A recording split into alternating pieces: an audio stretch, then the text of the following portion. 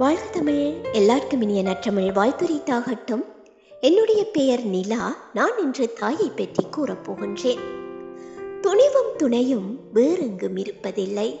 அது தாய் என்ற உயிரிலிருந்தே ஊற்றெடுக்கின்றது. எல்லை தாண்டி பறப்பதென்பது தாய் இருந்தால் மட்டுமே உடன்பட வல்லது. பிழையே செய்தாலும் தாய் மட்டுமே முழுமையாக ஏற்பாள். தன் குழந்தை உயிரோடு இருக்க வேண்டும் என்ற எண்ணம் மட்டுமே ஒரு தாயின் மிகப்பெரிய வேண்டுதலாக இருக்கும்.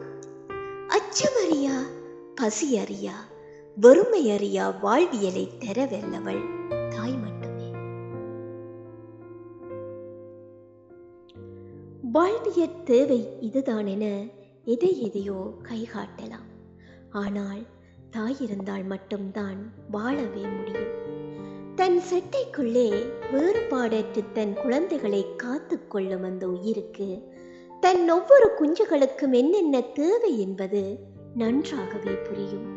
ஒன்றோடொன்றை ஒப்பிட்டு பார்க்காது தனித்தனியாக குழந்தைகளுக்கான தேடல்களில் துணை நிற்கும் பேராற்றல் படைத்த இயற்கையின் மிகப்பெரிய படைப்பே தாய் என்பவள்தான்.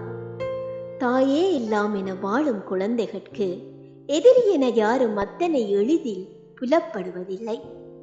குழந்தைகளுக்காகவே வாழும் தாய் ஒருத்தி இருந்தாற் போதும். குழந்தைகள் எதிரியால் அத்தனை எளிதில் நெருங்க முடியாது.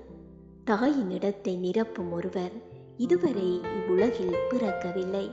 தாயின் இடத்தை நிரப்பும் ஒருவர் இதுவரை இவ்வுலகில் பிறக்கவில்லை. அம்மா.